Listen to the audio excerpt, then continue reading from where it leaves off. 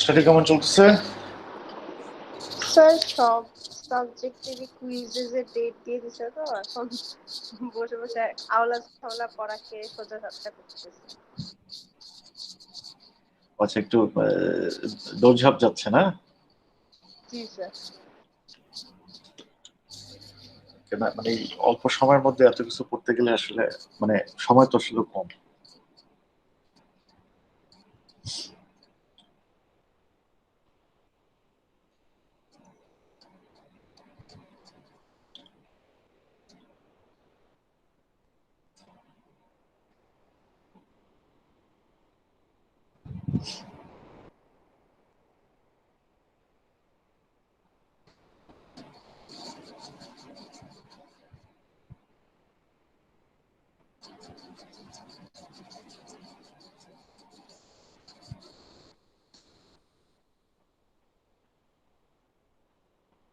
চল, কোন কোন লেকচারটা জানি এখন পর্যন্ত আছে বাক্সে? এনজাইম ক্যাটালাইসিস না?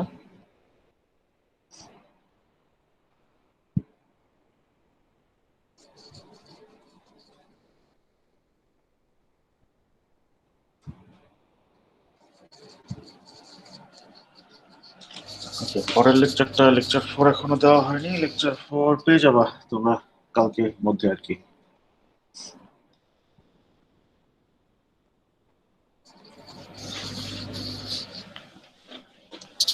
এই পর্যন্ত কারো কোনো কোয়েরি আর কোয়েশ্চেন আছে?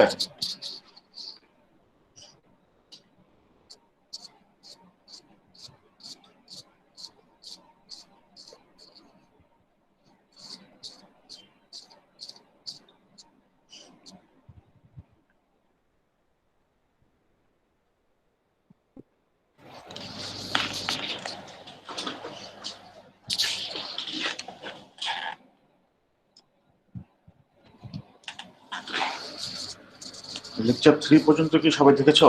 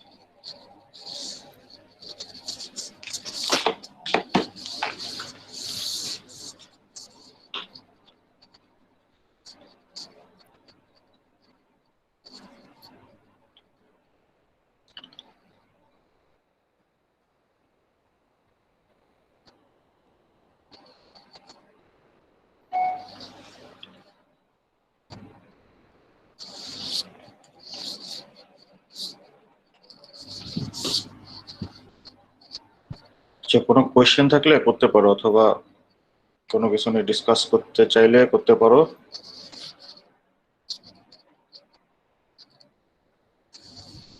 তাড়াতাড়ি ডিসকাস করে ফেললে আমরা তাড়াতাড়ি ক্লাস শেষ করে দিতে পারবো। স্যার কুইজের সিলেবাস কি খালি লেকচার 1 আর 2 থাকবে? আচ্ছা, হ্যাঁ, শুধু লেকচার 1 আর 2 আর কি, ওয়াটার পর্যন্ত। জি স্যার, থ্যাংক ইউ। ওকে, আর কুইজ কিন্তু এই ক্লাস টাইমই হবে।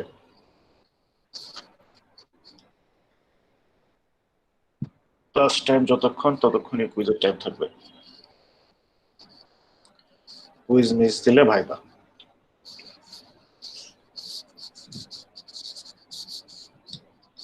স্যার হ্যাঁ জি স্যার।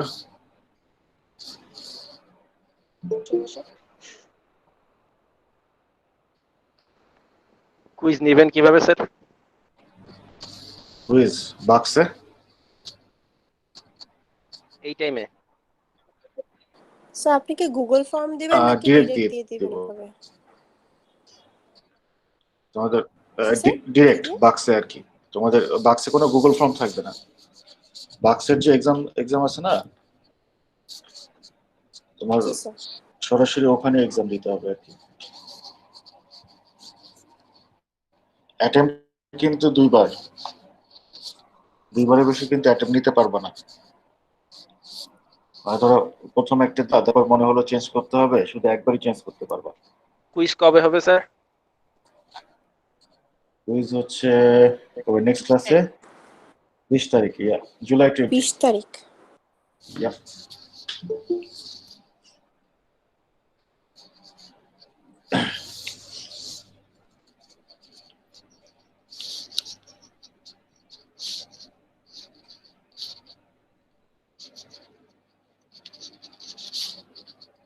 আচ্ছা, ওই যে মানে কুইজের যে মেইল সেটা সবাই পাওনি, বা গুগল ক্লাসরুমের নোটিফিকেশন? আমি কিন্তু বোথ ইউএসআইএস থেকে হচ্ছে মেইল করি, মানে ওখান থেকে অ্যানাউন্স করেছি, প্লাস হচ্ছে ওই গুগল ক্লাসরুমে। স্যার পেয়েছি। ওকে,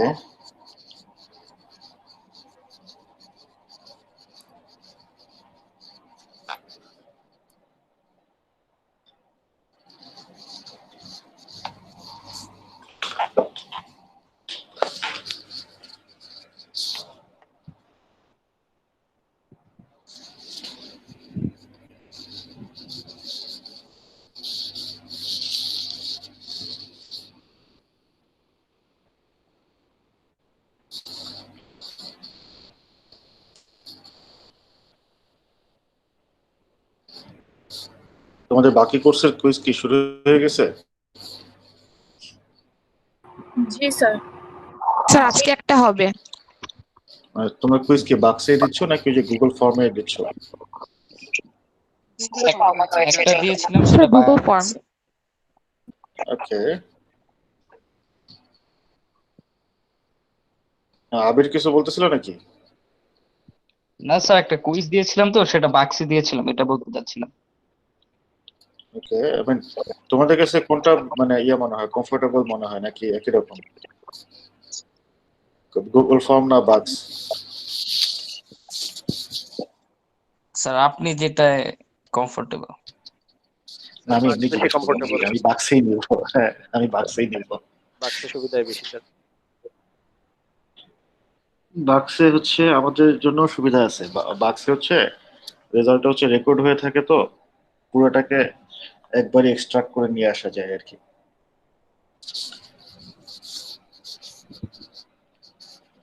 অবশ্য মিড আর ফাইনালের জন্য একটু চিন্তা করতে হবে, কারণ বাক্সে রিটেন টাইপ কোশ্চেনটা যে কিভাবে সেট করা যায় এটা একটু প্রবলেম আছে আর কি। তো ধরো কোশ্চেন থাকলেও তোমাদের টাইপ করতে হবে, মিড আর কুইজ আসতে, মিড আর ফাইনাল আস্তে আস্তে সেটা সলভ হয়ে যাবে।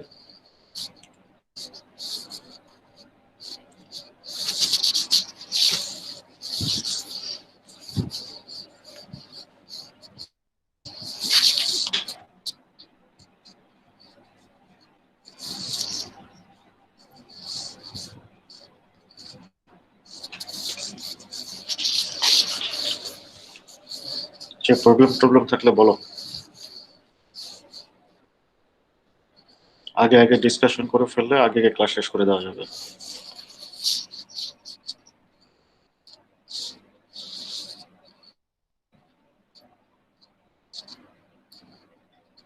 ক্লাস রেকর্ড হয় এই জন্য কি মানে কথাবার্তা বলতে চাও না নাকি তোমরা?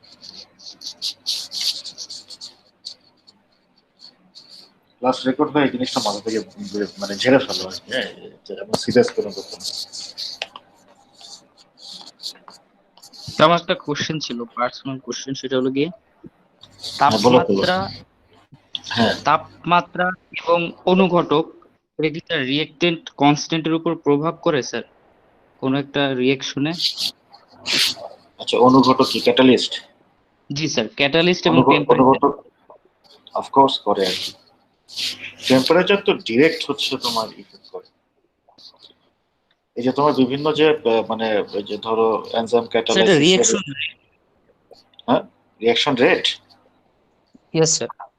হ্যাঁ হ্যাঁ, না স্যার, রিয়েক্ট মানে স্যার আমি বলতে চাচ্ছিলাম রিয়েক্টেড কনস্ট্যান্ট। Reactant constant. জি স্যার, রিয়েক্টেন্ট কনস্ট্যান্ট। আচ্ছা, রিঅ্যাকট্যান্ট কনস্ট্যান্ট ওটা ডিফারেন্ট। শোনো, টেম্পারেচারে যখন চেঞ্জ হবে তোমার যে কনস্ট্যান্ট গুলো, বিভিন্ন কনস্ট্যান্ট থাকে না এই রিঅ্যাকশনের যে ইকুয়েশন, জি প্রথমে খেয়াল করে দেখবে ইকুয়েশন গুলো ড্রাইভ করার শুরুতেই কিন্তু একটা কথা বলা থাকে যে একটা নির্দিষ্ট তাপমাত্রায়, কারণ তোমার ইয়েস স্যার। যখন টেম্পারেচার চেঞ্জ হবে তখন ইকুয়েশনের পুরো ডাইনামিক্সই চেঞ্জ হয়ে যাবে। সো তখন রিঅ্যাকট্যান্ট কনস্ট্যান্টও চেঞ্জ হয়ে যায় অনেক সময়। হ্যাঁ, তো ইউজুয়ালি হচ্ছে থার্মোডাইনামিক সিস্টেমে যতগুলো রিঅ্যাকশন করা হয়, মানে অ্যাটলিস্ট এই লেভেলে আমরা যেগুলো রিঅ্যাকশন দেখি সবগুলোতে রিঅ্যাকশনটাকে কনস্ট্যান্ট ধরেই করা হয় আর কি। কিছু ইয়েস রিঅ্যাকশন স্যার, এটা আছে নিয়ে কনফিউজ কিছু না। ছিলাম, মানে সেটা নিয়ে কালকে একটু কনফিউজ ছিলাম।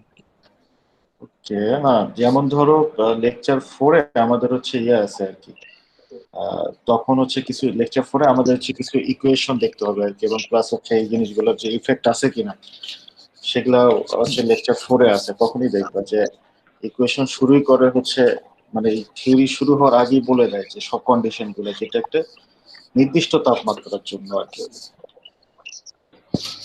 ওকে শোনো, একটা ইকুয়েশনে, সেটা ফিজিক্সের ইকুয়েশন হোক ম্যাথের হোক, আচ্ছা ইকুয়েশন তো ইকুয়েশন না, এগুলো ম্যাথ ফিজিক্স কেমিস্ট্রি আলাদা কিছু নেই, সব সময় হচ্ছে কন্ডিশনস হচ্ছে ফিক্স করা থাকে। মানে ব্যাপারটা এরকম না যে আমি কন্ডিশন ফিক্স করে দেব, তোমার যতগুলো ভ্যারিয়েবল থাকবে ইকুয়েশন তত কমপ্লেক্স হয়ে যাবে। ভেরিয়েবল মানে হচ্ছে যেটা হচ্ছে চেঞ্জ হয় আর কি।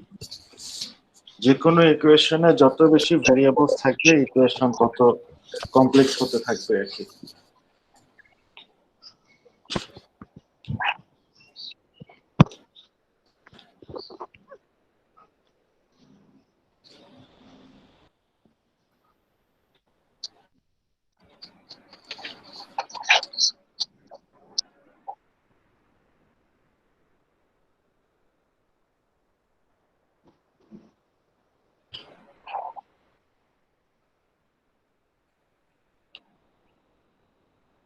আচ্ছা, একটা এনজাইমে কি একটা অ্যাক্টিভ সাইট থাকে নাকি মাল্টিপল থাকতে পারে?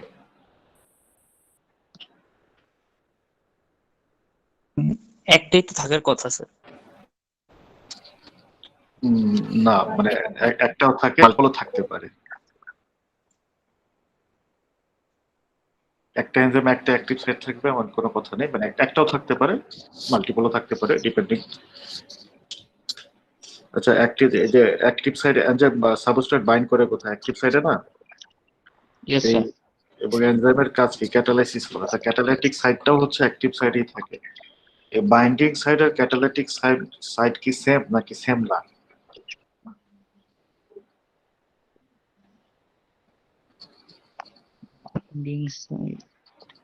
এই বাইন্ডিং সাইট হচ্ছে যেখানে সাবস্ট্রেটটা যে বাইন্ড করে আর কি, আর ক্যাটালাইসিস সাইট হচ্ছে এনজাইমের কাজই তো ক্যাটালাইসিস করা, ওই সাবস্ট্রেটের ক্যাটালাইসিস ঘটে আর কি। এই সবগুলো অ্যাক্টিভ সাইটই থাকে। সাবস্ট্রেটের সাথে বাইন্ডিং করেই তো ক্যাটালাইসিস করবে, তাই না? হ্যাঁ, বাইন্ডিং সাইট তো এখন ক্যাটালাইসিস সাইট। মানে মানে তুমি বলতে চাচ্ছ যে বাইন্ডিং সাইট এবং ক্যাটালাইসিস সাইট হচ্ছে সেম, তাই তো? আমি শিওর না, আপনি আচ্ছা, বলে দেন। অসুবিধা নেই, ওই তো শিওর হইতে হবে না। ওই যে আমি কিন্তু সবসময় বলি কোশ্চেন অ্যান্সার সঠিক হইতে হবে এমন কোনো কথা তো নেই। দুইটা সেমও হতে পারে, আলাদাও হতে পারে। বাইন্ডিং সাইট এবং ক্যাটালাইসিস সাইট মানে কিছু কিছু ক্ষেত্রে সেম হয়, কিছু কিছু ক্ষেত্রে আলাদা হয়। বাট এই দুইটা সাইটই আলাদা হচ্ছে কখন হয়? এনজাইমের উপর ডিপেন্ড করে আর কি, কিছু এনজাইমে আলাদা সেটা। মানে এটার অ্যান্সার হবে আসলে কখন হয় এটা নয়, মানে কিছু কিছু এনজাইমের ক্ষেত্রে হয় আর কি। মানে অনেক সময় সেম থাকতে পারে যে যেখানে যে বাইন্ডিং করে সেই বাইন্ডিং সাইটটাই, সেখানেই হচ্ছে ক্যাটালাইসিসটা ঘটে। আবার অনেক সময় হচ্ছে ক্যাটালাইসিস সাইটটা ডিফারেন্ট থাকে বাইন্ডিং সাইটের থেকে আর কি। এইটা কেমনে কাজ করবে বুঝতেছি না ব্যাপারটা। বাইন্ড এক সাইডে করলে ক্যাটালাইসিস আরেক সাইডে কেমনে হয়? আচ্ছা, যেটা হচ্ছে যে এই সবগুলো কিন্তু কাছাকাছি, কোন ডিফারেন্ট জায়গায় না, এই সবই হচ্ছে অ্যাক্টিভ সাইটের মধ্যেই আর কি। যে বাইন্ডিং আর ক্যাটালাইসিস সাইট দুইটা তো অ্যাক্টিভ সাইটের মধ্যে। অ্যাক্টিভ সাইট কিন্তু এমন বড় কোনো জায়গা না। মানে এগুলা এই জিনিস ওর সাথে ইম্পর্টেন্ট কিছু না। ওখানে যেটা হয় মানে ওই একটা কম্বাইন্ড ইফেক্ট থাকে অনেক সময় আর কি। একটা কম্বাইন্ড ইফেক্ট থাকে, মানে ধরো বাইন্ড করলো, বাইন্ড করার পর তো তার ফার্স্ট ইভেন্ট কি, ফার্স্ট ইভেন্ট হচ্ছে বাইন্ড করতে হবে আর কি। তো দেখা যায় বাইন্ড করার পরে ওই বাইন্ডিং সাইটের মানে এইটা রিয়াকশনের সময় তো ইন্টারাক্ট হতে হয় আর কি, যে মানে যে মলিকুল গুলো থাকে সাবস্ট্রেটে আর যে মলিকুল গুলো থাকে হচ্ছে এনজাইমের ওই জায়গাতে, হ্যাঁ, তারা তো হচ্ছে ইন্টারাকশন করে, ইন্টারাকশন করার ফলেই হচ্ছে রিয়াকশনটা হয় আর কি। তো দেখা যায় যে অনেক সময় বাইন্ড যেখানে করলো সেখানকার মলিকুল গুলোই হচ্ছে সাবস্ট্রেটের মলিকুল গুলোর সাথে ইন্টারাক্ট করতেছে। আবার অনেক সময় দেখা যায় যে না, বাইন্ড যেটা করলো, বাইন্ড করার পরে ইন্টারাকশন করতেছে ওই সাইটের না, আশেপাশের কোনো সাইটের মলিকিউল আর কি। এবং ওই জায়গাটা একটা খুব ছোট জায়গা, মানে ভেরি স্মল। এমন না যে এখানে বাইন্ড করলো ক্যাটালাইসিস সাইটটা ওদের থেকে অনেক দূরে থাকবে আর কি। কিছু ওই এনজাইম গুলো যখন মানে ওই স্পেসিফিক এনজাইম নিয়ে যখন আমরা দেখবো না, তখন ক্লিয়ার হয়ে যাবে এই ব্যাপারগুলো। কারণ এই কোর্সে বেশ কিছু এনজাইম আছে, যে এনজাইমের মেকানিজম গুলো আমরা পড়বো আর কি, তখন দেখবা।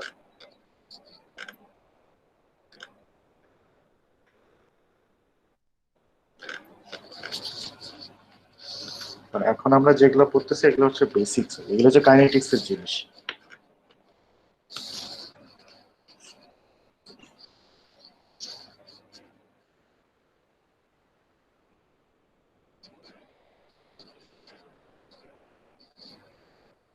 স্যার এখন পর্যন্ত কোনো অ্যাসাইনমেন্ট আপলোড করেছেন?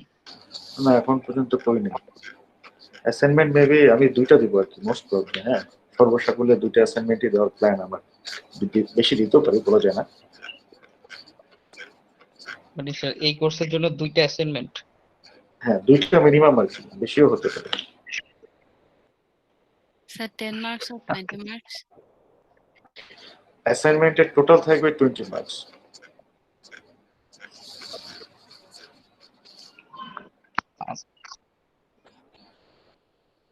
অ্যাসাইনমেন্ট একটু চিন্তা করতে হবে, কারণ গদবাদা অ্যাসাইনমেন্ট দেওয়া যাবে না।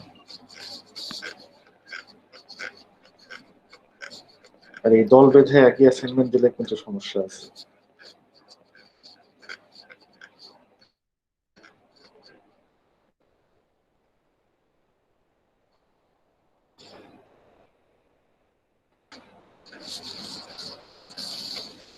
স্যার একটা কোশ্চেন ছিল। জি, বলেন। অ্যাক্টিভ সাইডে একটা লাইন ছিল, specificity of binding depends on precise arrangement of atoms. এটার রিজন কি অ্যাটম গুলা মিলে মলিকিউলস হচ্ছে তাই? না, যেটা হচ্ছে ওই তোমার হচ্ছে এই কেমিক্যাল রিঅ্যাকশনের সময় কি ঘটে, ওই অ্যাটম গুলোর মধ্যে ইন্টারাকশন ঘটে না। জি। তো এই অ্যাটম গুলোর মধ্যে যে ইন্টারাকশন ঘটবে, ওখানে কিন্তু চার্জের একটা ব্যাপার আছে, পজিটিভ নেগেটিভ চার্জের একটা বিষয় আছে আর কি। আর সব অ্যাটম কি একই কি বলা যায় একই স্ট্রেংথে ইন্টারাকশন করে না, কিন্তু দেখা যায় কিছু কিছু অ্যাটম হচ্ছে খুব কি বলা যায় অ্যাক্টিভলি ইন্টারাকশন করে, কতগুলো হচ্ছে একটু মানে অত অ্যাক্টিভলি না। সো কিভাবে আছে, এই অ্যারেঞ্জমেন্টটা তো কমপ্লিমেন্টারি হতে হয়, যদি না হয় তাহলে তো কিন্তু ইন্টারাকশনটা অপটিমাম হবে না। এখন যেমন ধরো এরকম, এগুলো মেকানিজম আমরা দেখবো, জাস্ট একটু হালকা আইডিয়া দিই। ধরো ফর এক্সাম্পল সাবস্ট্রেটটা গেল, হ্যাঁ, এখন সাবস্ট্রেটের সাথে ধরো বাইন্ড করতে চাচ্ছে, ওকে। এখন এই বাইন্ডিং কিন্তু কোভ্যালেন্টও হয়, নন কোভ্যালেন্টও হয়, দুই ধরনের বাইন্ডিং এ হতে পারে। তো এখন এই বাইন্ডিং গুলো যখন হয়, এগুলোতে সব হচ্ছে আসলে অ্যাট্রাকশনের ব্যাপার, যে এক অ্যাটম আর এক অ্যাটমকে কিভাবে অ্যাট্রাক্ট করতেছে। ওকে, যদি অ্যারেঞ্জমেন্টটা এমন হয় যে অ্যাট্রাকশনটা অপটিমালি করতে পারে, তখন হচ্ছে কি বাইন্ডিংটা সবচেয়ে স্পেসিফিক হবে। যদি অপটিমালি না করতে পারে তাহলে তো মানে অত স্পেসিফিক হবে না। অ্যারেঞ্জমেন্ট এখানে খুবই ইম্পর্টেন্ট। তবে দেখা গেল অ্যারেঞ্জমেন্টটা এমন যে হচ্ছে সে তেমন একটা অ্যাট্রাকশন করতেছে না, অ্যাট্রাকশন ফোর্সটা কম। আর আলটিমেটলি অ্যাকচুয়ালি তো এই সবই যে ইয়ার ক্ষেত্রে মানে এই নিউক্লিয়েশনের ক্ষেত্রে অ্যাটমের যে ইন্টারাকশন, পুরোটাই কিন্তু ডিপেন্ড করে হচ্ছে তাদের ওই অরবিটালের ইলেকট্রন ডেন্সিটি, মানে ইলেকট্রন কম আছে না বেশি আছে। আমরা যদি খুব জেনারেলি বলি পজিটিভ অ্যাটম না নেগেটিভ, ধরো কারো যদি ইলেকট্রন কম থাকে তাহলে সে কি করবে, সে হচ্ছে অ্যাট্রাক্ট করবে হচ্ছে আরেকটা ইলেকট্রন ডোনারকে আর কি, যার ইলেকট্রন বেশি আছে। বুঝতে পারছো? জি স্যার, মানে সাবস্ট্রেট আর এনজাইমটা বাইন্ডও করবে ওভাবে। Exactly exactly. বুঝেছি, থ্যাংক ইউ স্যার। কারণ এই বাইন্ডিং আবার সবসময় যে কোভ্যালেন্ট বাইন্ডিং হয় এমন না আর কি, নন কোভ্যালেন্ট বাইন্ডিংও হয়, কোভ্যালেন্ট বাইন্ডিংও হয়, আবার অনেক সময় দুটো একসাথেই হতে পারে।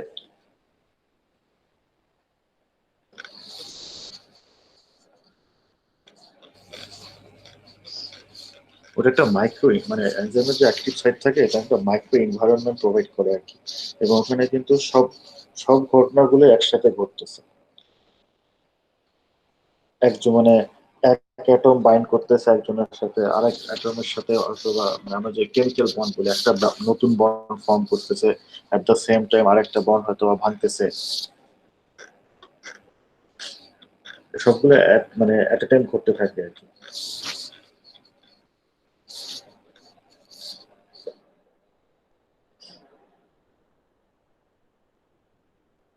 এনজাইম যে হচ্ছে ক্যাটালাইসিসের, মানে ক্যাটালাইসিস করার সময় তো সে কি করে, সে হচ্ছে অ্যাক্টিভেশন এনার্জিটাকে কমায় দেয় আর কি। সো কিভাবে সে অ্যাক্টিভেশন এনার্জিটা কমায় এটা কিন্তু ডিপেন্ড করতেছে ইন্টারাকশনটার উপর। Everything is related with the energy. ওই এনজাইমের সাথে সাবস্ট্রেটের ইন্টারাকশন কিরকম হচ্ছে তার উপর ডিপেন্ড করতেছে যে কি ধরনের এনার্জি রিলিজ হবে, এবং সেই এনার্জিটাই হচ্ছে ওই অ্যাক্টিভেশন এনার্জি কমায় দিতে হেল্প করবে আর কি।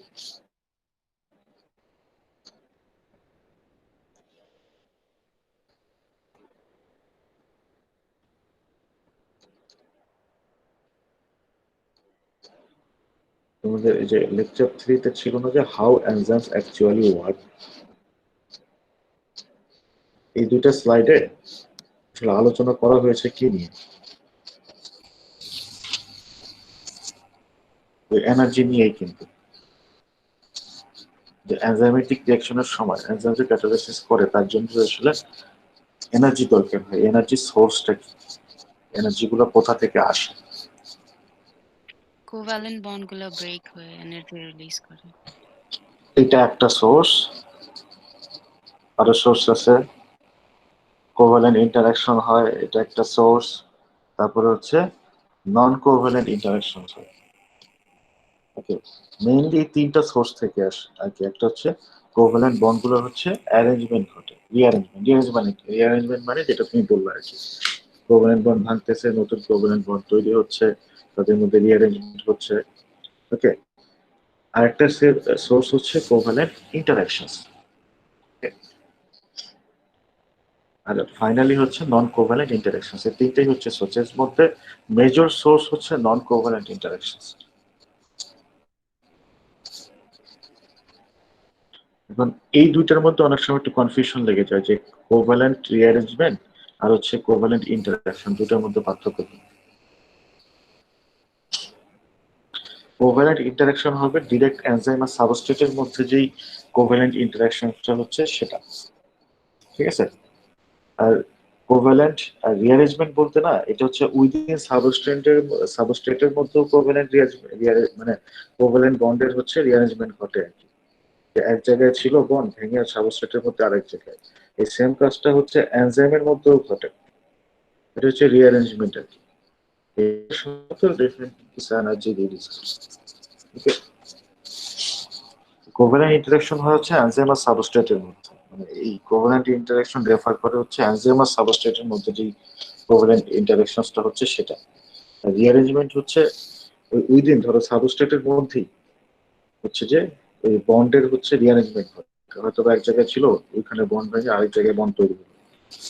সেম কাজটা এনজাইমের মধ্যেও ঘটে আর কি। এনজাইমের ওটা তো একটা কেমিক্যাল আর কি, এনজাইমের কেমিক্যাল স্ট্রাকচারের মধ্যেও ঘটে।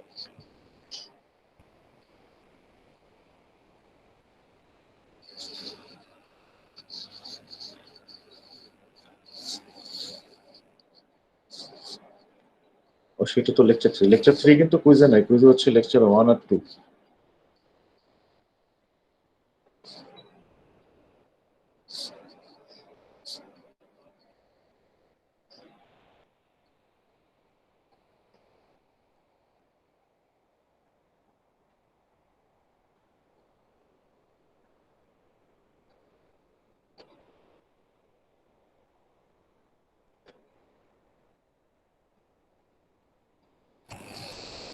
আচ্ছা, এই গ্রাফটা সবাই বুঝছো তো?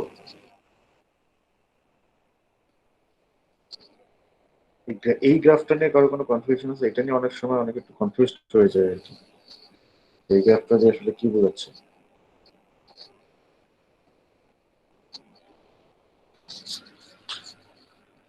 সবাই ওকে এই গ্রাফটা নিয়ে?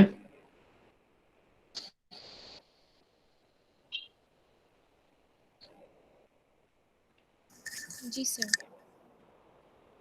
ওকে।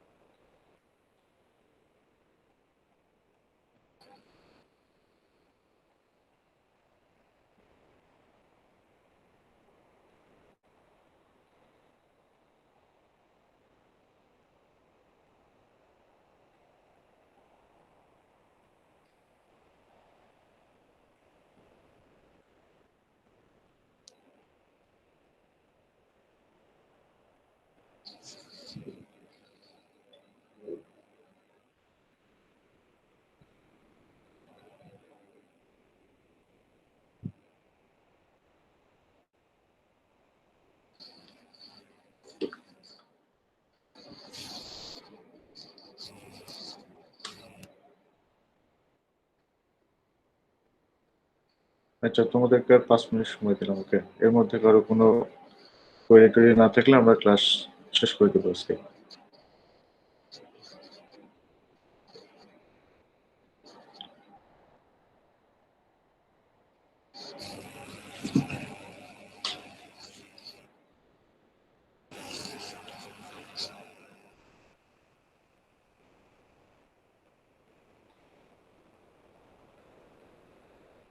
অনলাইন কোর্সের সময় মানে ওই পাইল আপ করে রেখো না কিন্তু প্রোক্রাস্টিনেট করতে গেলে বিপদে পড়ে যাবে। পরে দেখবে যে ওই লেকচার কভার করতে বেশ কষ্ট হচ্ছে। আই থিঙ্ক ক্লাসে বসে ক্লাস শোনা এই মানে বাসায় বসে ভিডিও শোনার থেকে ইজি।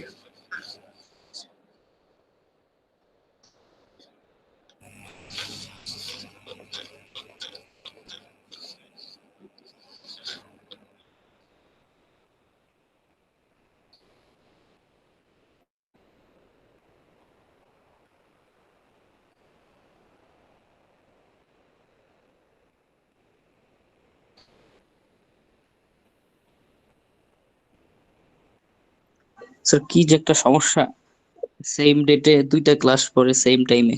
এই সেম টাইমে দুইটা ক্লাস করতে কথা কেমনে করলো?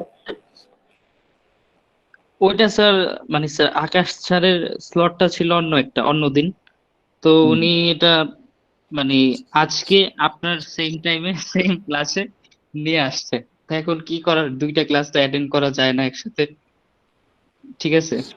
তো হুম। আর কিছু না, তোমরা বললেই তো আর সেট করতো না, তাহলে তো ডিফারেন্ট রাখতো।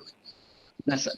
এখন আবার উনি মানে উনি বলছেন যে একজনের জন্য তো আসলে চেঞ্জ করা যায় না, আহ, সবার অপিনিয়ন এখানে আছে। তো সেই হিসেবে উনি বলছেন যাদের সমস্যা আছে তারা অন্যদিন জয়েন করো।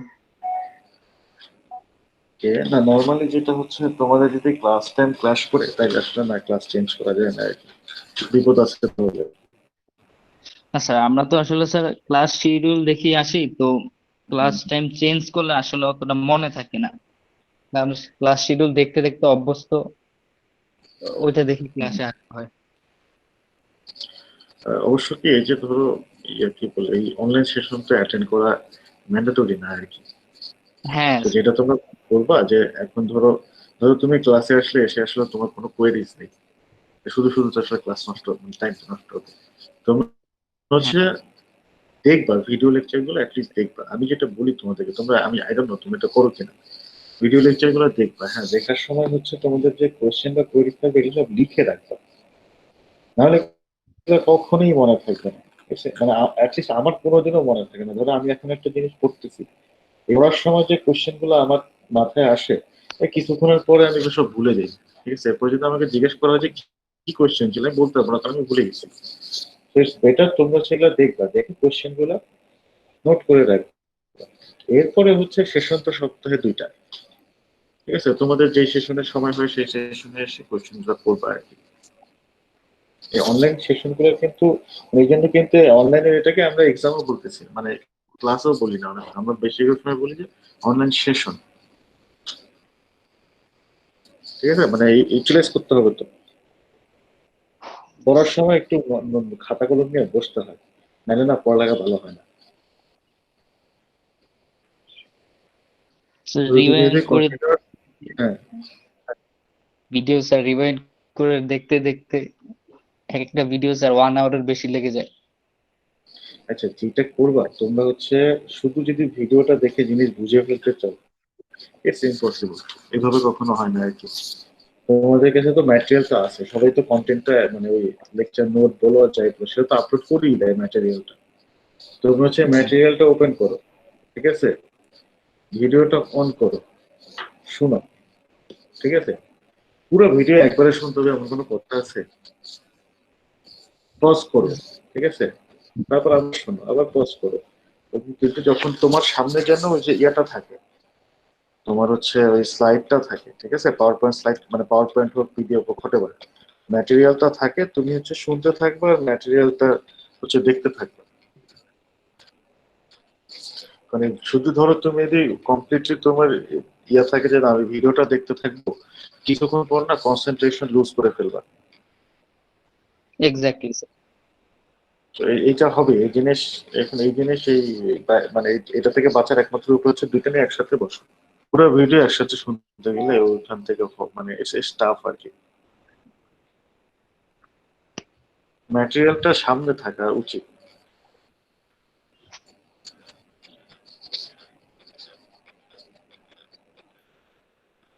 ধরো আমারটা যে কোনো, ধরো একটা জিনিস কি, ধরো কোনো কোনো টপিক বা কোনো চ্যাপ্টার ধরো তুমি পড়া শুরু করলে, প্রথম জিনিস হচ্ছে আইডিয়াটা না এই চ্যাপ্টারে আসলে আছেটা কি, ডিটেলস বোঝার দরকার নেই, এই চ্যাপ্টারে কি পড়ানো হচ্ছে।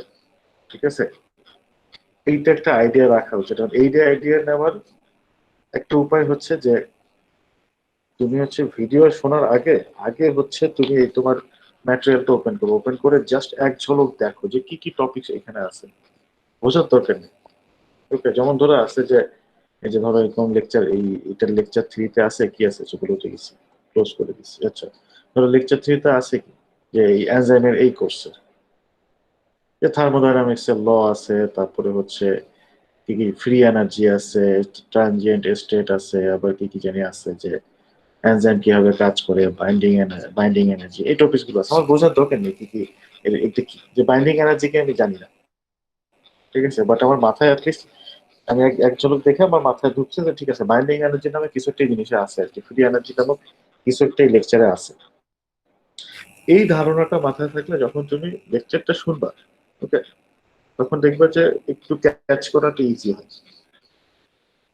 বেস্ট হচ্ছে তুমি যদি এই জিনিস আগে একবার পড়ো, ভিডিও শোনার আগে জাস্ট গো থ্রু ইট, পুরো লেকচারটা একবার গো থ্রু করো আর কি। ঠিক আছে, গো থ্রু করার পরে কিচ্ছু বোঝার দরকার নেই, জাস্ট একবার রিডিং পড়ে যাও।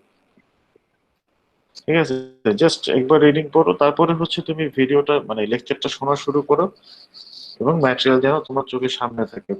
প্রিন্ট আউট ম্যাটেরিয়াল হলে সবচেয়ে ভালো হয়, যে এখন তো প্রিন্ট আউট করা প্রবলেম। সো প্রিন্ট আউট না হলে স্ক্রিনে যেন থাকে, শুনতে থাকো এবং দেখতে থাকো।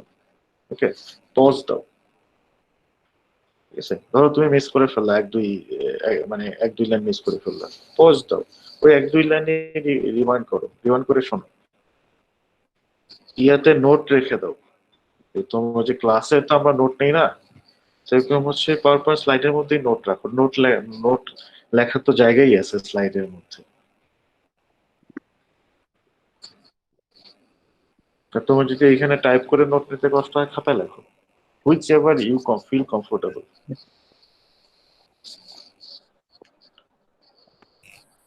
একই ওয়ে স্টাডির একটা ব্যাপার আছে, একই ওয়ে না সবসময় কখনো সবার জন্য কাজ করে না। ধরো আমার জন্য যেই মেথডের কাজ হয় সেটা তোমার জন্য কাজ নাও করতে পারে। তো কোন মেথডে তোমার লার্নিং বেস্ট হয় এটা তোমাকে ফিগার আউট করতে হবে, এফোর্ট দিতে হবে। হ্যাঁ, ইন শর্ট এফোর্ট দিতে হবে, এফোর্ট ছাড়া হবে না।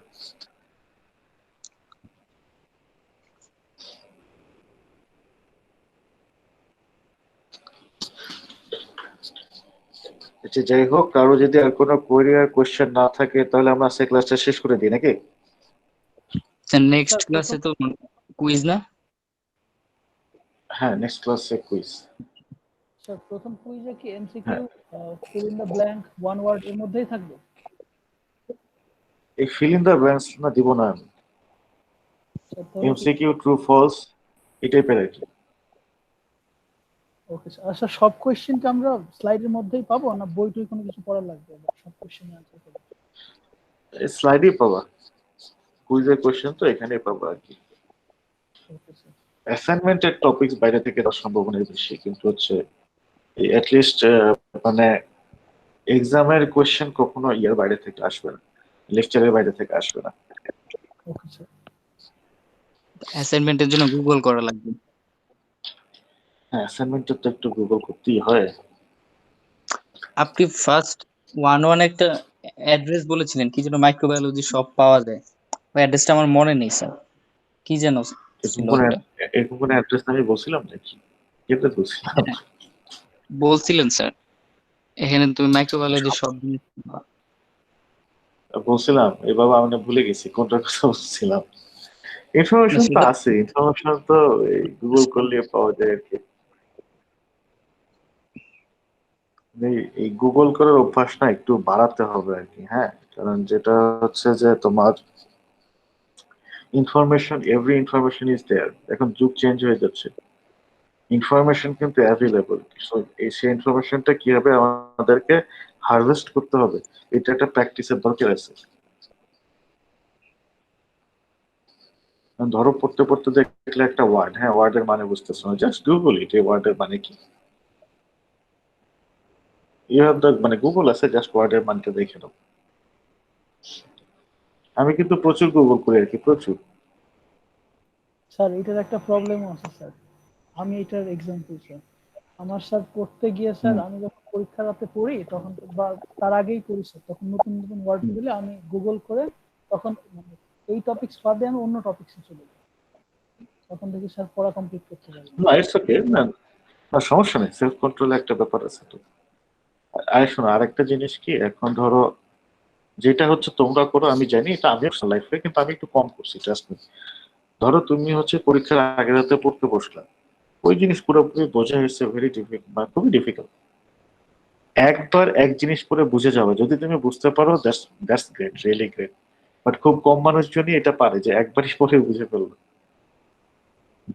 যতবার করবে একই জিনিস, ওই জিনিস হচ্ছে তত ভালো বুঝবা, তত ভালোভাবে মাথায় গেঁথে যাবে। রেগুলার পড়াশোনা করা এটা না একটা ইম্পর্টেন্ট জিনিস আর কি, এই অভ্যাসটা থাকা উচিত। শুধু পরীক্ষা কেন্দ্রিক স্টাডি দিয়ে না পরে সাফার করবা, মানে তোমরা অফেন্ডেড ফিল করো না, বাট ট্রাস্ট মি, শুধু পরীক্ষা কেন্দ্রিক স্টাডি যদি করো, যে পরীক্ষা ভিত্তিক আর কি, এই পরে সাফার করবা, অনেক গ্যাপ হয়ে যায়। জি স্যার, সেলফ স্যাটিসফাইড। এখনই যদি পড়ালেখা স্টাডি করতে কষ্ট হয়, পরে গিয়ে কি করবা? তোমরা যদি পরবর্তীতে মানে রিসার্চ লাইনে যাও, রিসার্চ রিলেটেড কোনো কিছুতে যাও, মানে এখন না কিছু পড়াশোনা করতে হয় না, তখন পড়াশোনা কারে বলে? তো তখন আপনার রুটিনটা কেমন ছিল, কত আওয়ার পড়াশোনা করতেন? ওটা সারাদিন পড়াশোনার মধ্যে থাকতে হতো। আপনি পিএইচডি জাপান টাইম থেকে টাইম ছিল। হ্যাঁ হ্যাঁ, জাপান থেকে করেছে। আচ্ছা। মানে প্রচুর পড়তে হয় অবশ্য। ওই ওই ওই ওই ওই স্টাডি একটা আবার সত্যি কথা বলে কি, ওই স্টাডি না পড়াও যায়, মানে তখন হয় কি আমাদের কমপ্লিট পড়াশোনাটা থাকে হচ্ছে একটা ডাইরেকশনের আর কি। আন্ডার গ্রেডের একটা প্রবলেম কি যে ওই ডিরেকশন তো বিভিন্ন, মানে এখন এনজাইম কাইনেটিক্স পড়তেছো, কিছুক্ষণ পরে কি আবার মেডিকেল টেকনোলজি পড়তে হবে, অন্য কোর্স। ডাইভার্স থাকে আর কি, ডাইভার্স সাবজেক্ট থাকে। তো হায়ার স্টাডির সময় তো মানে আমরা হচ্ছে শুধু দেখা যায় একটা টপিক নিয়ে স্টাডি করতেছি, তখন হচ্ছে ইন্টারেস্টটা গ্রো করে বেশি আর কি।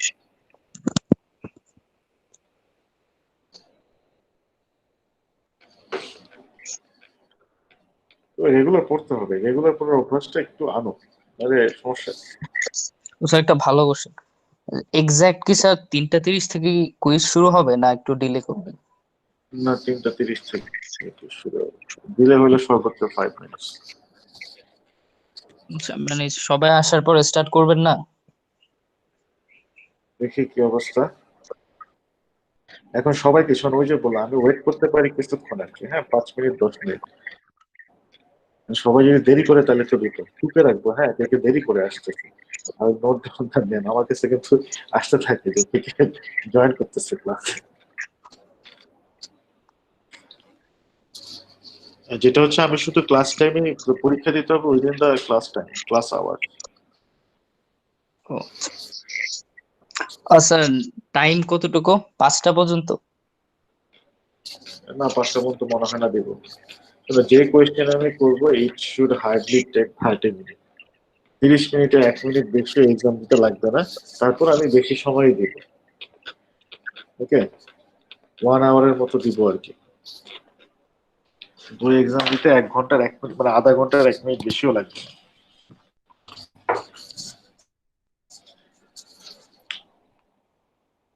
স্যার 20টা কোয়েশ্চেন থাকবে না?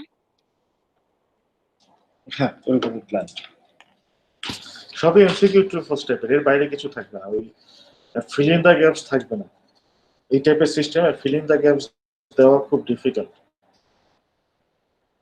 আর ফিল ইন দ্য গ্যাপস না, এটা একটু মানে দেওয়া যায়, কিন্তু এই ধরনের এক্সাম সিস্টেমে একটু প্রবলেম হয়। অপশনস থাকবে, যদি মানে ট্রু ফলস এবং এমসিকিউ বাদে ডিফারেন্ট কিছু থাকে সেক্ষেত্রে তোমাদের অপশনই থাকবে যে সঠিক অ্যান্সারটা, মানে choose the correct answer, something like that.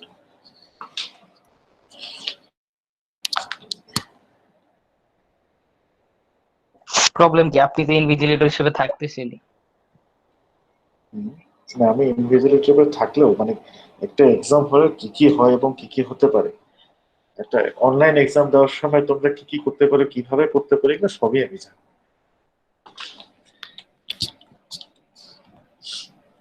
একটা জিনিস কি নিজের কাছে একটু অনেস্ট থাকার দরকার আছে, হ্যাঁ নাহলে তো বিপদ। শুধু নাম বাদ দিয়ে জীবনে তেমন কিছু হয় না, 2 দিন পরে তোমরা টের পাবো।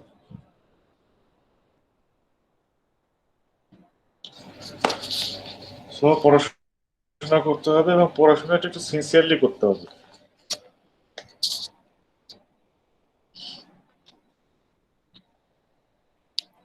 আচ্ছা যাই হোক, আই থিঙ্ক কারো আর কোনো কোয়েরিজ নাই, আমরা শুধু শুধু সময় নষ্ট না করি আজকে তাহলে ক্লাস শেষ। স্যার জি স্যার। স্যার স্লাইড 22টা একটু বুঝিয়ে দিবেন। বুঝেছি বাট কোনটা? স্লাইড লেকচার 23 কোন লেকচারে? 3 lecture 3? G okay, just a minute.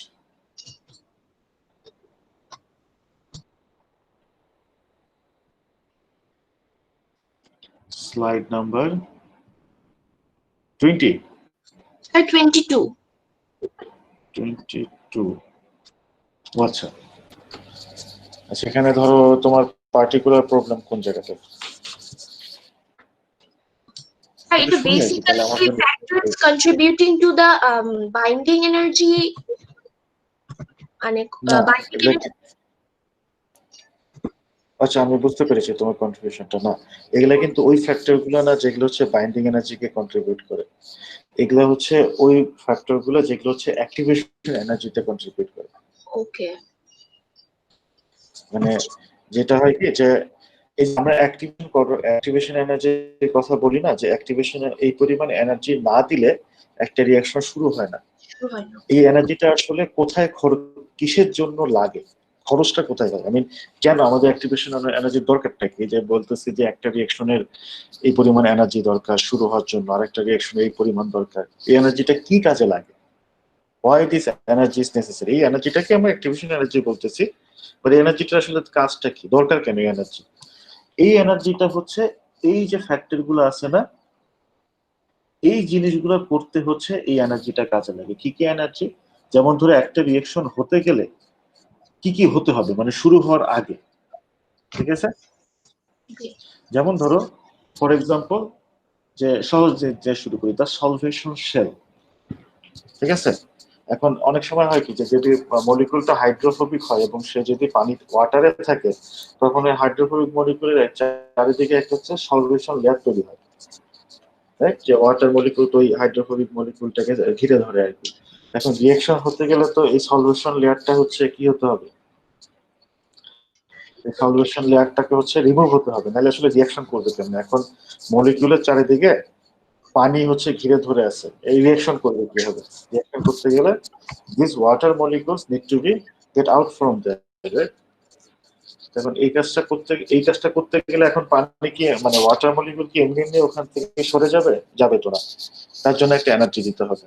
এই যে একটা এনার্জি গেল, যে একটা ওইটার জন্য একটা এনার্জি দিতে হবে, এই এনার্জিটা অ্যাক্টিভেশন এনার্জির পার্ট আর কি। তারপর ধরো এন্ট্রপি, হ্যাঁ, entropy of molecules in solution which reduces the possibility that will react together. এখন ধরো এন্ট্রপি বেশি, এন্ড এন্ট্রপি বেশি মানে কি, ডিসঅর্ডার বেশি, ওকে? এখন ধরো ফ্রিলি হচ্ছে যে মলিকিউল গুলো ফ্রিলি সিস্টেমে ঘোরাঘুরি করতেছে, এখন রিঅ্যাকশন হতে গেলে তাদের একটা আরেকটার সাথে কি করতে হবে, ইন্টারঅ্যাক্ট করতে হবে না? এখন ফ্রিলি যদি ঘোরাঘুরি করে একটা আরেকটার সাথে তো ইন্টারঅ্যাক্ট করবে না। ব্যাপারটা এরকম যে একজন একজনের সাথে সে বাড়ি খেলো, তারপর না রিঅ্যাকশন হবে। রিঅ্যাকশনের ফার্স্ট স্টেপ একজন একজনের কাছে এসে একটা ইন্টারাকশন করতে হবে। এখন ফ্রিলি যে যার মতো ঘোরাফেরা করতেছে, ঠিক আছে? এখন ফ্রিলি যদি ঘোরাফেরা করে, তাহলে আসলে সে কমপ্লিট ডিসঅর্ডার অবস্থায় আছে, একজন তার একজনের সাথে হচ্ছে ইন্টারাক্ট করতে চাবে না, ওকে? তাহলে এটা করতে গেলে আমাদের কি করতে হবে, আমাদের হচ্ছে এন্ট্রপি কমাতে হবে। তার মানে তাদেরকে ডিসঅর্ডার থেকে অর্ডার অবস্থায় আনতে হবে, তাদের ফ্রি মুভমেন্টটাকে বন্ধ করতে হবে, যাতে তারা হচ্ছে একজন আরেকজনের সাথে কোলাইড করে, ইন্টারাক্ট করে। এখন এমনি কি এন্ট্রপি কমে? আমরা জানি সিস্টেমে হচ্ছে এন্ট্রপি সবসময় হচ্ছে বাড়তে চায়, entropy always want to increase, disorder সবসময় বাড়তে চায়, ডিসঅর্ডার কখনো কমতে চায় না। এখন ডিসঅর্ডার কমে যাওয়া মানে হচ্ছে কমতে গেলে বেশি এনার্জি লাগে আর কি। এই যে তো তারা এখন এই এন্ট্রপি এই মলিকিউল গুলোকে অর্ডার অবস্থায় নিয়ে আসতে, তার মানে এন্ট্রপি কমাতে এখন হচ্ছে এনার্জি দিতে হবে। এই এনার্জিটা পার্ট অফ অ্যাক্টিভেশন এনার্জি। তারপর হচ্ছে distortion of substrate that must occur in many reaction. যে আমরা দেখেছিলাম না, যে ধরো এইটা রিঅ্যাকশন হতে গেলে যে অরিজিনাল যে সাবস্ট্রেটের যে অরিজিনাল ফর্ম, তার একটা ডিস্টরশন ঘটতে হয় আর কি। ডিস্টরশন মানে কি, ধরো এই আকার আকৃতি স্ট্রাকচার চেঞ্জ হয়ে যাবে। এখন এমনি তো কেউ স্ট্রাকচার চেঞ্জ হবে না, স্ট্রাকচার চেঞ্জ করতে গেলেও কি হবে, ফোর্স দিতে হবে। ধরো তোমার হাতে একটা লাঠি আছে, তুমি এরকম বাঁকা করতে চাও, এমনি কি এটা বাঁকা হবে? তোমাকে কিন্তু হাত দিয়ে একটা কি ফোর্স দিতে হবে, তারপর না সে বাঁকা হবে। তো এটা অলসো হচ্ছে ওই কেমিক্যাল স্ট্রাকচারের ক্ষেত্রের জন্য সত্য। এমনি তো কেমিক্যাল স্ট্রাকচার ডিস্টর্ট হবে না, ডিস্টর্ট হতে গেলে তাকে কি করতে হবে, একটা এনার্জি দিতে হবে। এই এনার্জিটা হচ্ছে পার্ট অফ হচ্ছে কি অ্যাক্টিভেশন এনার্জি। আর লাস্ট হচ্ছে আরেকটা হচ্ছে কি need of proper alignment of catalytic functional groups of the enzyme. এনজাইমের ওই যে অ্যাক্টিভ সাইটের যে ক্যাটালাইটিক সাইটটা, হ্যাঁ, যে হচ্ছে ক্যাটালাইসিসটা করবে। তো যখন এনজাইমটা মোস্ট অফ দ্য এনজাইমই কিন্তু অলওয়েজ অ্যাক্টিভ থাকে না, তারা অনেকটা ইনঅ্যাক্টিভ অবস্থায় থাকে, ঠিক আছে? ওকে, ক্যাটালাইসিস করার আগে তাদের হচ্ছে একটু অ্যাক্টিভেট হতে হয় আর কি। স্পেশালি ধরো ওই যে অ্যাক্টিভ সাইটে যে ক্যাটালাইটিক সাইটটা থাকে, ক্যাটালাইটিক সাইটে যে বিভিন্ন যে মলিকিউল গুলা থাকে, তাদের একটু রিঅ্যারেঞ্জমেন্ট হতে হয়, যে এক জায়গা থেকে আসে, এক জায়গা থেকে সরে আরেক জায়গায় একটু যেতে হবে। এক জায়গা থেকে সরে আরেক জায়গায় যেতে গেলে সেখানে কি, ধরো হয়তো এক জায়গায় একটা বন্ড ভাঙতে হবে, আরেক জায়গায় গিয়ে বন্ডটা তৈরি করতে হবে, ঠিক আছে? এক জায়গার ইন্টারাকশন, কেমিক্যাল গ্রুপ যে ফাংশনাল গ্রুপ বা কেমিক্যাল যে মলিকিউল, সে তো এমনি কোথাও বসে থাকে না, ঠিক না? সেখানে একটা ইন্টারাকশন থাকে। এখানে ওখান থেকে যখন সে সরে আসতে চায় তাকে ওই ইন্টারাকশনটা ভাঙতে হয়, যে কোনো ইন্টারাকশন ভাঙতে গেলে এনার্জি দিতে হয়, গিয়ে তারপর সে অন্য আরেক জায়গায় কি করলো, মানে হচ্ছে ধরো অন্য আরেক জায়গায় গিয়ে বসলো। দিস ইজ কল্ড দ্য মানে অ্যালাইনমেন্ট চেঞ্জ আর কি, রিঅ্যারেঞ্জমেন্ট। ওকে, এই যে অ্যালাইনমেন্টের যে চেঞ্জ হতে হয় তাহলে কি সেটার জন্য তো এনার্জি দিতেই হবে। এই যে সবগুলো ফ্যাক্টর, মানে আমরা দেখতেছি এই সবগুলো করতে গেলে কি লাগে, এনার্জি দিতে হয়, এবং একটা রিয়াকশন হতে গেলে কিন্তু এই সবগুলোই হতে হয়। ওকে, এই জন্য এগুলাকে বলা হয় যে these are those physical and thermodynamic factors that contribute to delta G, that is activation energy, the barrier to reaction rate. Activation এনার্জিটাকে আমরা তো রিঅ্যাকশনের ব্যারিয়ার বলি, যে এই ব্যারিয়ারটা ক্রস করতে পারলে, এই পরিমাণ এনার্জি দিতে পারলে রিঅ্যাকশনটা ঘটবে। তাহলে অ্যাক্টিভেশন এনার্জিটা কি কাজে লাগে? এই যে এই সব কাজ করতে এই অ্যাক্টিভেশনগুলো লাগে, কারণ এই কাজগুলো না করলে রিঅ্যাকশন ঘটবে না। এখন অ্যাক্টিভেশন এনার্জি তো বললাম, ঠিক আছে, এই অ্যাক্টিভেশন এনার্জি মানে এনার্জিটা লাগবে, এই এনার্জিটা এখন আসবে কোথা থেকে? এই এনার্জিটা সোর্স কি? এই বাইন্ডিং এনার্জি হচ্ছে এই এনার্জিটার একটা সোর্স।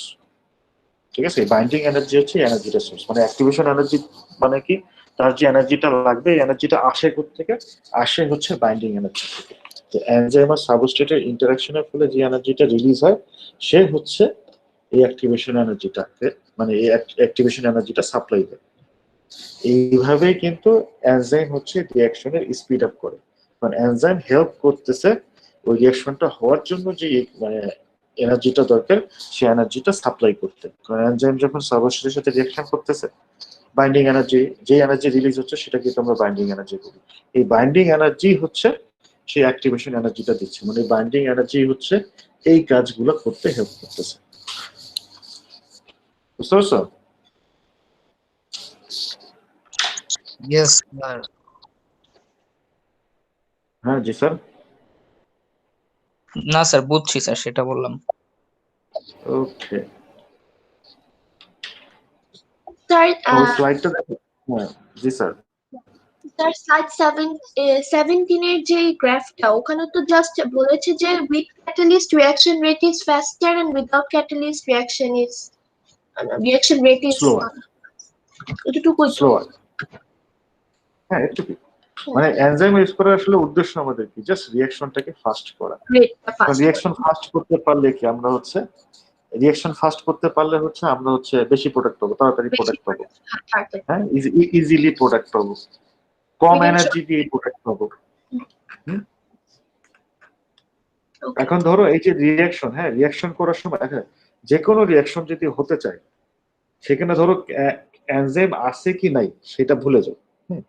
ধরো একটা রিঅ্যাকশন হতে চায় আর কি, এখন রিঅ্যাকশন হতে গেলে তো এই কাজগুলো হতেই হবে, সেখানে এনজাইম থাকুক আর না থাকুক, ঠিক না? এটা নিয়ে কোনো আর্গুমেন্ট আছে, মানে সন্দেহ আছে যে আছে নাকি? না না। ওকে, তাহলে হচ্ছে মানে রিঅ্যাকশন হতে গেলে এইগুলা হতেই হবে, এগুলা না হলে তো হচ্ছে রিঅ্যাকশন হবেই না, এগুলো তো ব্যারিয়ার একটা রিঅ্যাকশন হওয়া। এখন এই ব্যারিয়ার গুলো ওভারকাম করতে গেলে আমাদের কি লাগবে? এনজাইম লাগবে, সরি এনজাইম না, এনার্জি লাগবে। আচ্ছা এখন ধরো একটা রিঅ্যাকশন হচ্ছে আর কি, মানে সেখানে এনজাইম নাই। ওকে, এখন যদি আচ্ছা ওকে এইভাবে বলি যে রিঅ্যাকশন হতে গেলে তো এগুলা হতেই হবে, ঠিক আছে, এবং এগুলো হতে গেলে আমাদের এনার্জি দিতে হবে। এখন আমরা যদি এনজাইম ইউজ না করে এনার্জি সাপ্লাই দিতে পারি তাহলে রিঅ্যাকশন হবে না? অবশ্যই হবে, রাইট? কারণ হচ্ছে যে হচ্ছে এই জিনিসগুলো করতে এনার্জি দরকার। এখন এনার্জি যেখান থেকে আসে আসুক, ঠিক আছে, আমরা যদি বাইরে থেকে এনার্জি দিই, ধরো আগুন জ্বালাই দিলাম, হ্যাঁ আমরা সেটাকে হিট দিলাম, হিটও তো একটা এনার্জি, প্রেশার দিলাম, প্রেশারও একটা এনার্জি। যদি আমরা এনার্জি প্রোভাইড করতে পারি রিঅ্যাকশন হবে, এবং রিঅ্যাকশন তখন দ্রুতই হবে কারণ আমরা এনার্জি দিচ্ছি। এখন হচ্ছে এনার্জি, তাহলে হচ্ছে আমাদের এনজাইম ইউজ করার দরকারটা কি? এটা এনার্জি দিলেই তো হচ্ছে রিঅ্যাকশনটা হয়ে যাচ্ছে। আচ্ছা এখন যে আমরা এনার্জি দিব, এনার্জি দেওয়ার কিছু প্রবলেম আছে না? প্রবলেম নাম্বার 1, এই এনার্জি দিতে গেলে এনার্জি পাবা কই? এনার্জিটা তোমাকে প্রডিউস করতে হবে, তো এনার্জি প্রোডাকশনের খরচ আছে না? ওকে, এই যে হিট যে দিবা, হিট তো এমনি এমনি হবে না, তোমাকে কোনো কিছু জ্বালায় হিটটা দিতে হবে। ধরো তোমাকে হচ্ছে গ্যাস জ্বালাতে, গ্যাসোলিন জ্বালাতে হবে, পেট্রোলিয়াম জ্বালাতে হবে, পেট্রোলিয়ামের তো দাম আছে না? এনার্জি প্রোডাকশন করে তো একটা কস্টলি ব্যাপার। ওকে, এটা একটা প্রবলেম। আরেকটা প্রবলেম, এখন ধরো তুমি হিট দিচ্ছ রিঅ্যাকশনটাকে, পুরো পুরো জায়গাটা গরম হয়ে যাবে না? ঠিক না, পুরো জায়গা তো হয়ে যাবে গরম হয়ে যাবে আর কি। এখন মানে তার মানে কি কন্ডিশনটা খুব হ্যাজার্ডাস হয়ে যাবে না, ডিফিকাল্ট হয়ে যাবে না। ওকে, ধরো এমন হিট দিলা যেখানে রিয়াকশন হচ্ছে, রিয়াকশনের জায়গায় গলে টলে গেল আর কি। মানে একটা হ্যাজার্ডাস আনফেভারেবল মানে আনকমফোর্টেবল কন্ডিশন হবে। এই দুইটা হচ্ছে মেজর প্রবলেম, ঠিক আছে। তাহলে এখন কি করা যায়? Here's come the answer. Energy আমাদের দিতেই হবে, সেটা আমরা বাইরে থেকে দিই আর জানি দিই। এনজাইম আসলে যে সুবিধা হচ্ছে, এনজাইম যখন আসে ওই ফিল্ড ওখানে, তো এনজাইম যে সাবস্ট্রেটের সাথে যে রিয়াকশন করে, এই রিয়াকশনের ফলেই হচ্ছে কিছু এনার্জি রিয়াকশন, মানে যে এনার্জিটা রিলিজ হয়, সেই এনার্জিটাই হচ্ছে এই রিকোয়ার্ড এনার্জিটা সাপ্লাই করতে পারতেছে। তো আমাদের বাইরে থেকে কোনো এনার্জি দেওয়া লাগতেছে না, আমাদের খরচ বাঁচতেছে। প্লাস হচ্ছে যেহেতু আমাদের হিট এই ধরনের এনার্জি দেওয়া লাগতেছে না, কন্ডিশনটা মাইল্ড থাকতেছে, মাইল্ডার কন্ডিশনটা হ্যাজার্ডাস বা হার্শ হয়ে যাচ্ছে না। ঠিক আছে। আর এনার্জি দিলে রিয়াকশন তো ফাস্ট হবে। যদি বলে, এখন যদি আমাকে কোশ্চেন করে যে স্যার, যে আমরা যদি এনজাইম ইউজ না করি তাহলে কি আমরা রিয়াকশনের স্পিড বাড়াতে পারবো না? ডেফিনেটলি বাড়াতে পারবো। এনার্জি দাও, এনার্জি দিলেই রিয়াকশনের রেট বাড়বে। It's not about enzyme actually, হ্যাঁ, it's about the energy. Reaction rate বাড়াতে গেলে যদি জাস্ট আমরা এনার্জি প্রোভাইড করতে পারি তাহলেও রিঅ্যাকশন রেট বাড়বে। কিন্তু আমরা যদি মানে এনার্জি দিতে চাই তাহলে ওই যে প্রবলেম, এনার্জি জেনারেট করতে একটা খরচ হয়। মানে এনার্জি দেওয়ার ফলে ধরো হিট এনার্জি দিতে গেলে কন্ডিশন হয়ে যাবে হার্শ টাইপের কন্ডিশন। ধরো এইভাবে চিন্তা করে, আমাদের বডির ভেতরে প্রচুর রিঅ্যাকশন ঘটে না? এই সব রিঅ্যাকশনই তো হচ্ছে এনজাইম হচ্ছে ক্যাটালাইসিস করে। ধরো এনজাইম নাই, এনজাইম না থাকলে আমাদের বডির ভেতরে কি করতে হবে? এখন হচ্ছে রিঅ্যাকশন তো হতে হবে, রিঅ্যাকশন না হলে তবে আমরা বেঁচে থাকতে পারবো না। এনজাইমও নাই, রিঅ্যাকশনও করতে হবে, তখন অপশনটা কি? এখন হচ্ছে এনার্জি দেওয়া। দিলা ধরো আমার বডিতে রিঅ্যাকশন হওয়া দরকার, আমাকে তুলে হচ্ছে চুলার উপর বসাই দিলে, কি এনার্জি হয় কি? মানে আমি কি আস্ত থাকবো না? তো আস্ত থাকবো না, ঠিক না? স্যার আমরা তো স্যার যে খাবারটা খাই সেটা মেটাবলাইজ হয়ে স্যার এনার্জিতে কনভার্ট হয়। হ্যাঁ, তো এই মেটাবলিজমটা করে কি? কেমিক্যাল রিঅ্যাকশন নাকি? Yes sir. ওই এখন খাবার যে খাই, খাবারটা ভাঙতে ওইটা তো একটা এনার্জি, মানে ওটা তো একটা রিঅ্যাকশন। এই রিঅ্যাকশনটা করবে কে তখন? এনজাইম।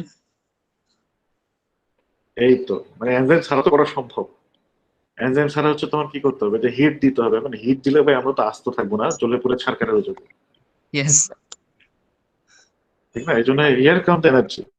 আমাদের বডির ভেতরের টেম্পারেচার কিন্তু কনস্ট্যান্ট 37 ডিগ্রি সেলসিয়াস, 37 সামথিং, হ্যাঁ মনে নেই, ধরো 37 ধরো, ওকে।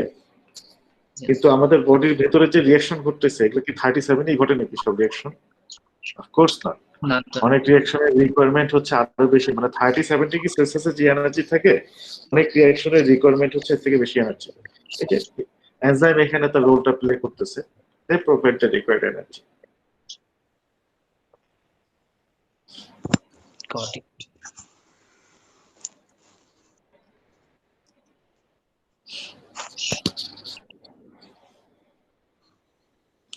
এই এনজাইম মানে এনজাইম কাইনেটিক্স বা এনজাইম কোর্স দিলে অনেক সময় মানুষের মাথা না খালি ইন্ডাস্ট্রি কাজ করে, বাট ব্যাপারটা কিন্তু নট অনলি ইন্ডাস্ট্রি।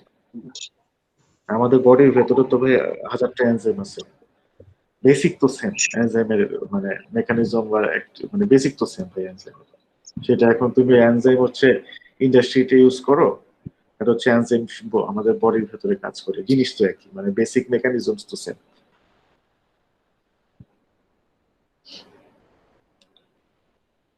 ইন্ডাস্ট্রির ক্ষেত্রে তো এনজাইম ইউজ করা ভেরি ইম্পর্টেন্ট। কারণ ইন্ডাস্ট্রির ক্ষেত্রে কি everything is related with the cost. এখন ধরো ইন্ডাস্ট্রিতে যে রিয়াকশন গুলো ঘটে করার, মানে ধরো তুমি ইন্ডাস্ট্রিতে কিছু একটা প্রডিউস করার সময় কেমিক্যাল রিয়াকশন ঘটাতে হয় আর কি।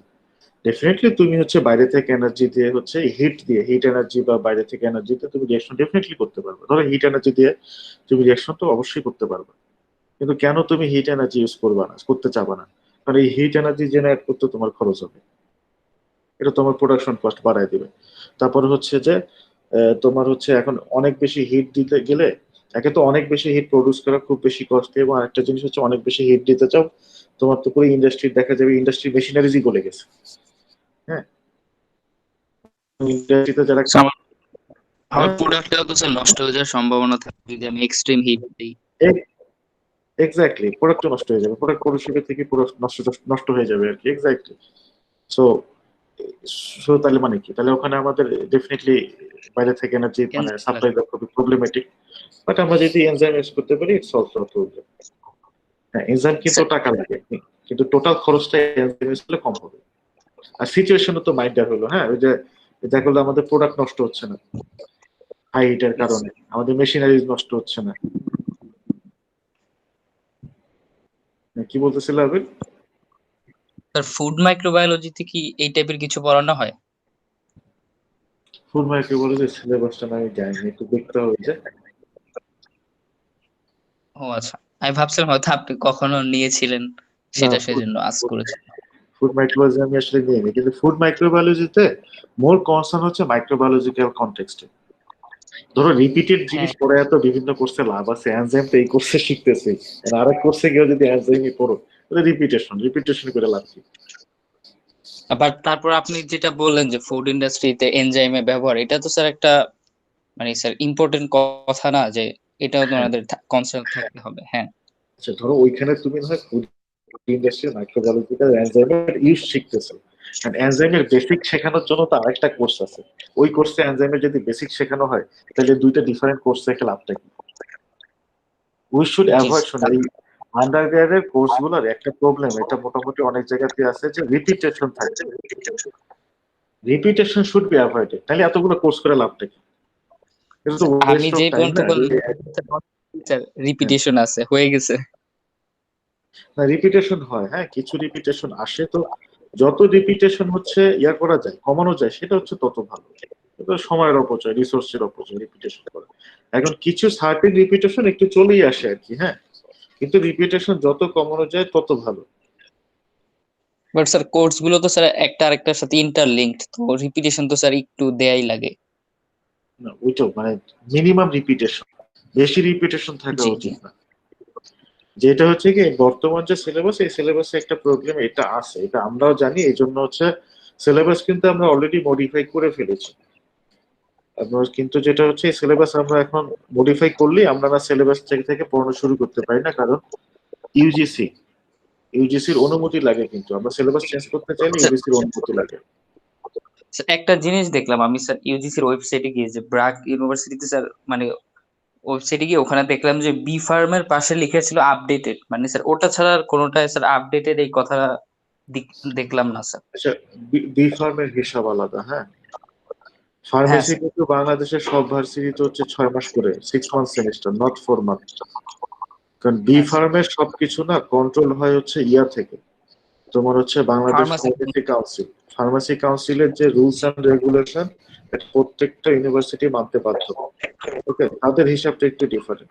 আমরা যেমন আমাদের সিলেবাস কিন্তু ওইটাও ইউজিসিতে লিখছে আপডেটেড, যাই হোক আমরা হচ্ছে আমাদের সিলেবাস হচ্ছে কি ইউজিসি কে পাঠিয়ে দিয়েছি। ওকে, দেখা যাক ইউজিসি যখন অ্যাপ্রুভ করবে তখন আমরা নতুন সিলেবাসে পড়ানো শুরু করবো, এবং নতুন সিলেবাসে নতুন কোর্স আসবে, এবং এক্সিস্টিং যে কোর্সগুলোর যে কন্টেন্ট, এই কন্টেন্টে বেশ ভালো পরিমাণ পরিবর্তন আসবে। আমরা হচ্ছে চেষ্টা করছি যাবতীয় রিপিটেশন উঠাই দিতে। এটার জন্য কি স্যার আপনারা অ্যাপ্লাই করেছিলেন কবে স্যার, মানে ইউজিসি তে কখন অ্যাপ্লাই করেছিলেন? এটা একটা গ্র্যাজুয়াল প্রসেস আর কি, এটা অলওয়েজ গ্র্যাজুয়ালি করতে হয় আর কি। এটা করছি আমরা, টাইমলি করছি। এগুলো একটু হতে সময় লাগে, হ্যাঁ, দিস থিংস টেকস টাইম। আর হচ্ছে ভাই এখন প্যান্ডেমিকের যুগ, এটা তো বুঝতে হবে, দিস থিংস টেক টাইম, হ্যাঁ, মানে হুট করে না এইসব জিনিস হয় না। আর বাংলাদেশে তো একটু স্লোই হয় কাজকর্ম, এটা তো আসলে কিছু করার নেই, আমাদের মেনে নিতে হবে। হ্যাঁ, সো দেখা যাক, আমরা অনেক আগে অ্যাপ্লাই করে দিছি, মানে নতুন সিলেবাস ইয়ে করে দিছি। স্যার মাস্টার্সটা কি স্যার অ্যাপ্রুভড, মানে যেটা খুঁজতে যাচ্ছে ক্যাম্পাস হওয়ার পর মাইক্রোবায়োলজি আপনারা যেটা বললেন? না, বায়োটেকের মাস্টার্স আমাদের আছে, মাইক্রোবায়োলজি মাস্টার্স অ্যাপ্রুভ হলে তো আমরা চালাতেই পারতাম, অ্যাপ্রুভাল নাই বলে তো করতে পারতেছি না। আপনি বললেন না যে আমাদের সিলেবাস রেডি করা আছে, শুধু ক্যাম্পাসের জন্য ইউজিসি অ্যাপ্রুভ করতেছে। মানে আমাদের সবকিছু রেডি আছে, মানে যদি আমাদেরকে ইউজিসি বলে যে মাস্টার্স করেন, আমরা পরের সেমিস্টার থেকে চালু করে দিতে পারবো, কারণ আমাদের টোটাল ইয়ে রেডি, সিলেবাস রেডি আর কি। অনুমতি নাই খালি সমস্যা নতুন নেই, ক্যাম্পাসে না যাওয়া পর্যন্ত অনুমতি দেবে না 22-23 সালের ভিতরে অ্যাপ্রুভ হয়ে যাবে। নতুন ক্যাম্পাস যদি হয় তখন আমরা ধরো উইদিন ফিউ মান্থস হচ্ছে অ্যাপ্রুভাল নিয়ে নেবো আর কি, মানে যা করার লাগে তখন তো আমরা ধরো পুশ করতে পারবো আর কি, ঠিক আছে প্রপার চ্যানেলে। এখন তো প্রপার চ্যানেলে পুশ করে লাভ নেই, অনুমতি তো দিবে না।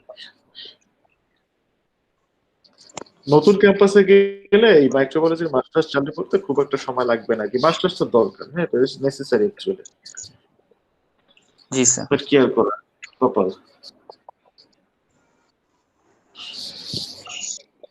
আর কার কোনো কোশ্চেন নেই?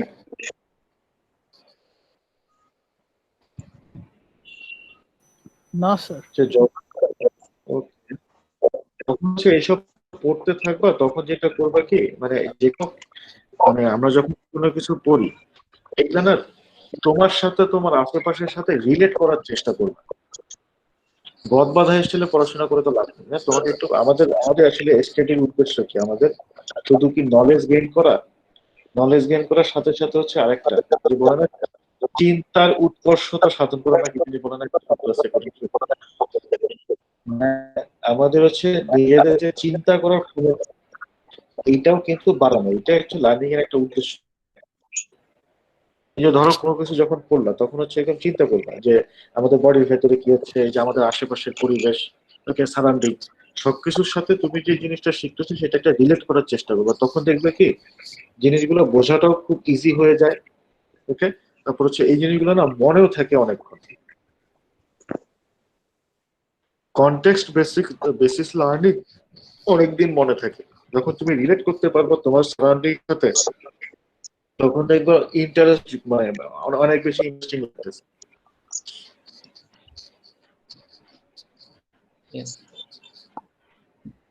এই জিনিসটা নেসেসারি, কারণ আমরা তো মানে স্পেশালি আমরা তো সবাই এখানে লাইফ সায়েন্সের স্টুডেন্ট, ঠিক না? আমরা তো লাইফ নিয়ে ইয়া করি, সো আমাদের হচ্ছে রিলেট করতেই হবে। সায়েন্সের উদ্দেশ্য কি? To know the nature. সায়েন্সের আসল উদ্দেশ্য হচ্ছে টু নো দ্য নেচার, আমরা হচ্ছে নেচারটাকে জানতে চাচ্ছি, by we human are part of nature. হ্যাঁ, তো আমাদেরকে আমরা যা শিখতেছি সেগুলো আমাদেরকে রিলেট করতে হবে নেচারের সাথে।